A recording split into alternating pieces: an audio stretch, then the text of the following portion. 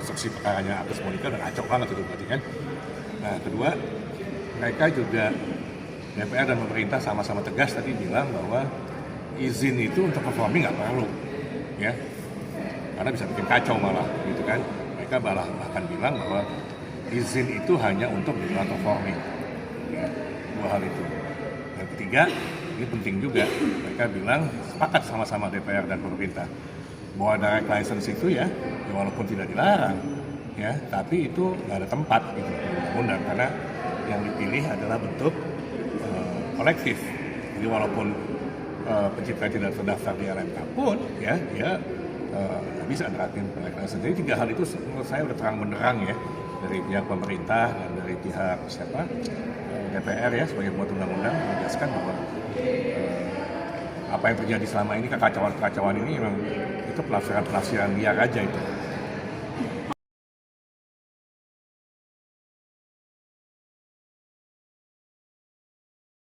Ya kita sih gini ya, kita sebenarnya ngajuin ke MK ini kan karena banyak penafsiran liar kan, ya kan, yang kalau didiemin akan jadi inkonstitusional justru.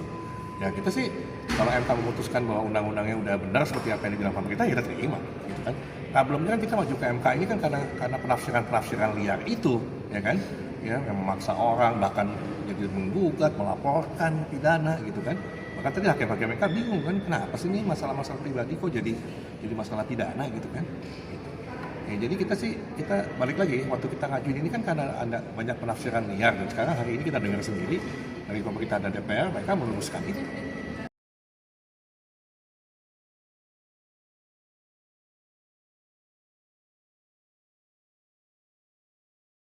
Tentu itu hal yang terpisah ya, itu kan kewenangan hakim di Mahkamah Agung, kita nggak mau ikut campur itu dan tidak boleh kita ikut campur. Jadi, tapi dari tadi kita lihat pendapatnya DPR, pendapat pemerintah dan penegasan dari Mahkamah Konstitusi, ya memang sudah jelas konstruksi kasusnya Agus Monica itu memang tidak sesuai dengan tafsir undang-undang sebenarnya. Ya, tapi itu putusannya kita serahkan ke Majelis Kasasi di Mahkamah Agung. Ya itu kan tadi cuma sebagai ilustrasi ya, betapa hakim Mahkamah Konstitusi melihat bahwa kenapa jadi banyak masalah seperti ini sih. Gitu. Nah, makanya mereka minta penjelasan ke DPR dan pemerintah gitu kan. Sebanyak apa sih masa kalian nggak bisa cegah sih kayak begini. Ya, kita sih menghormati proses sidang ini aja lah. Kita cuma ingin dengar hari ini kan, dan kita sudah dengar sama-sama bagaimana pemerintah dan DPR ya bersikap, dan ternyata kan sesuai gitu dengan apa yang kita harapkan gitu. Ini aja, ini yang pesan dari teman-teman di sini sampaikan ya, kalau tadi dengan keterangan pemerintah gitu ya. Pesannya adalah ya, supaya teman-teman media semua bisa mendengar langsung dan melihat bahwa inilah tujuan revisi mengajukan ya kan, karena banyak penafsiran liar kemarin itu dan pemerintah belum memberikan sikap, dan sekarang hari ini kita dengar semua gitu.